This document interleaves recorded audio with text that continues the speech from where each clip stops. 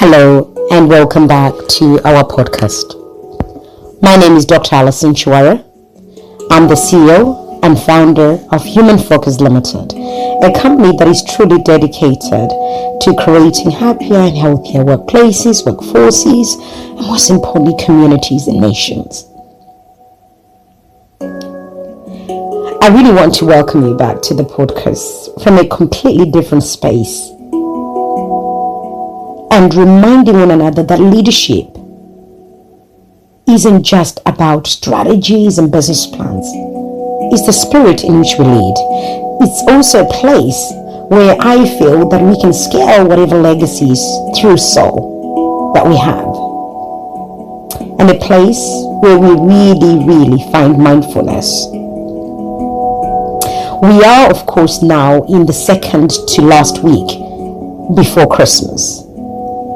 A time when many are rushing. We are trying to finish incredibly strong and brilliant, and we're trying to feel something and trying to make sense of what this year has been. But what if this moment, such a time as this, is not just a pause, but an opportunity for us to reflect and look into the mirror and ask ourselves, what did we build this year that will still matter in a few years' time? This episode, I'm just going to talk about a season of rebuilding and perhaps also reflecting.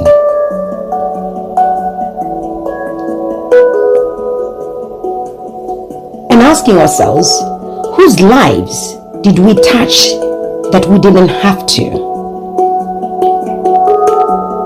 And what kind of leader were we when no one else was watching? You see, in boardrooms, in budgets, in brainstorms, we're often taught to focus on the metrics. But let me offer you something more ancient and much more grounded. Just like in our name, focus on the humans. Emotional awareness is 100% the new capital, the kind that opens invisible doors in rooms that data cannot enter. I hope I'm speaking to somebody today. Being visually aware of people isn't just about seeing them, but it's about noticing them. Where your words, remember we spoke about the power of your words? Your words can build hope and turn that hope into waves of trust. I've witnessed it in my own life when I've looked around and my eyes have caught a softened gaze at somebody, and the room all of a sudden begins to soften. There are times when I've paused long enough to see the weariness behind someone else's smile, or vice versa, someone has done that for me.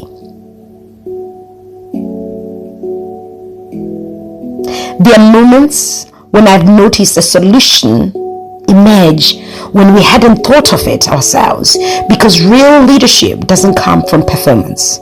It comes from you being present and you being visually aware of the people around you and also noticing them. I hope I'm speaking to somebody today. There's a book that sits on my desk.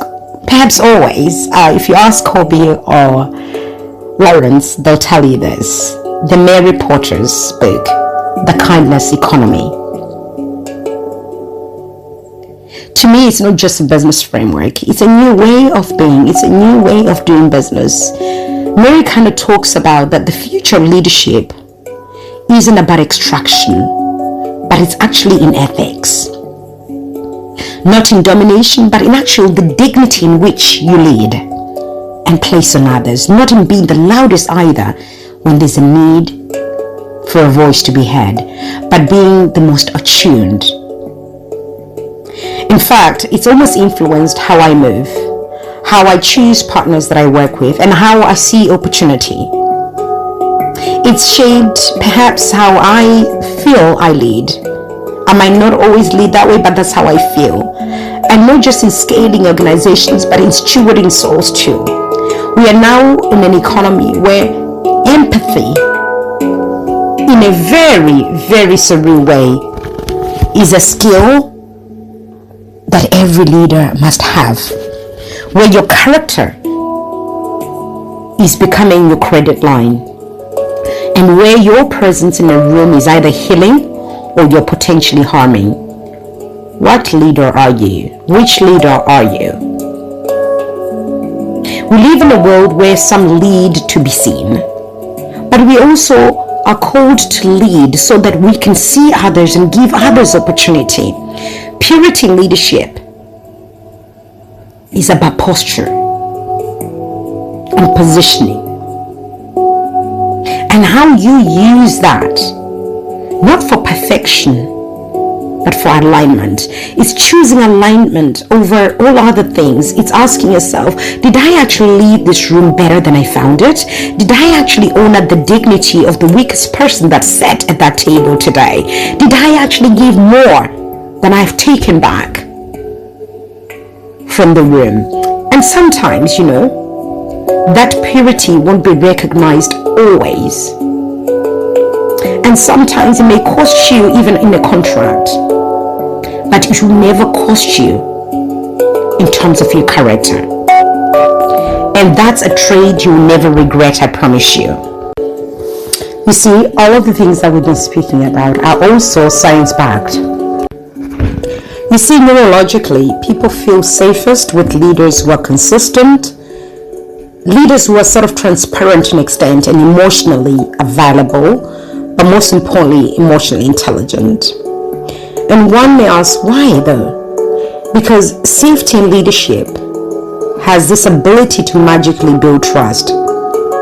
And trust is what builds action. You see, when you lead ethically, you activate your brain's reward center.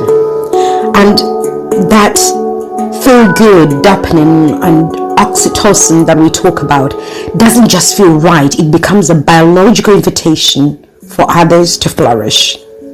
And you see, when your team is flourishing, innovation flows. When your clients feel your integrity, well, loyalty deepens, should I say, because people remember how you made them feel long after they forget what you made. Does this make sense? And now I really wanted to touch on this, because as we approach Christmas, I also invite you to reflect, not just on what you did this year, but on who you became this year. What lessons will you carry into 2026? What apologies must be made before the year ends? Have we thought about that?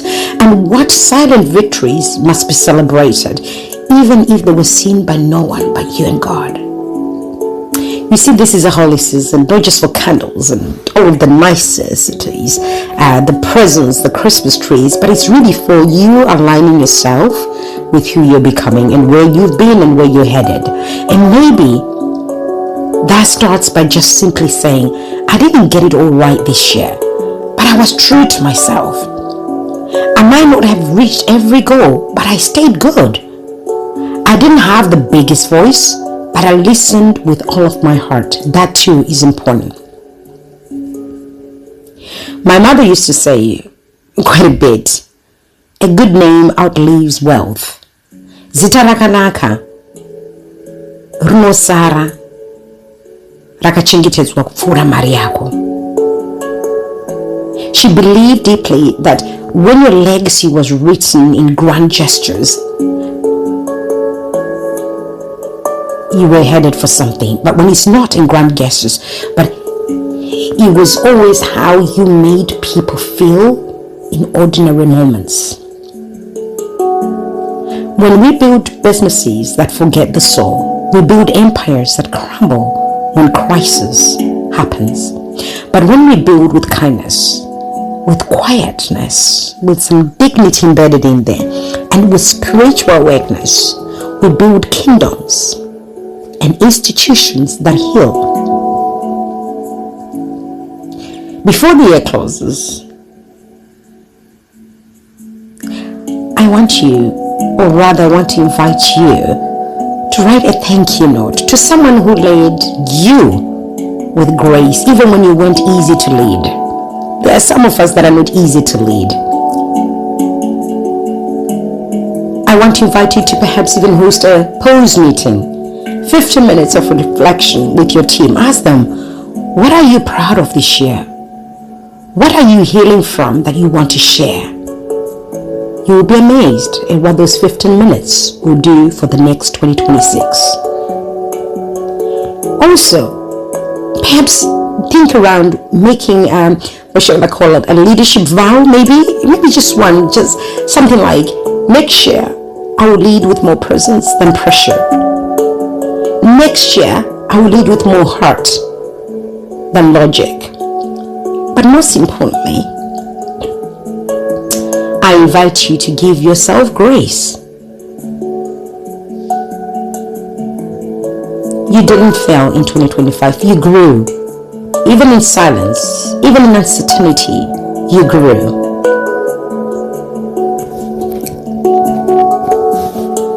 You see, leadership comes with the challenges. At such a time as this, you are not late. You are not lagging behind others either. You're just being refined for such a time as this. Do you agree? Do you believe that? In a world that rewards strategies and big profits and numbers, don't forget the power of purity. In a world that is busy praising visibility on all sort of social medias, don't forget the gift of being visually aware of others who may be quieter. In a time when many are retreating inward, let your leadership create a presence or space where people can be seen again. Are you that leader? And as we close this year, I pray that your leadership not only grows higher, but it grows deeper. How rooted are you? How firm are you? Remember, a tree cannot grow without fierce and firm roots underneath it. And a lot of growth happens from within. So the deeper that we are, or the depth of our leadership, determines the heights of our leadership. This Christmas, I therefore invite you to reflect, relearn, and oh yes, do realign yourself to the purpose that you were called to have. Because kindness isn't just a seasonal act. Don't do it because it feels right. Do it because it is the right thing to do. It's a leadership strategy for the future. So until next time, lead as if nobody is watching. Love as if somebody's life depends on your love and your affection. And build as if your name will echo and must echo for hundreds of years to come. And that is a lot of generations. Until next time, from me to you, from Human-Focused Ltd to your household and to your nations, it's goodbye for now. And I hope that we'll have one final episode before Christmas. Stay tuned next Wednesday, same time, same place. And do keep sending us those incredible ideas and topics for our future episodes. Ciao for now.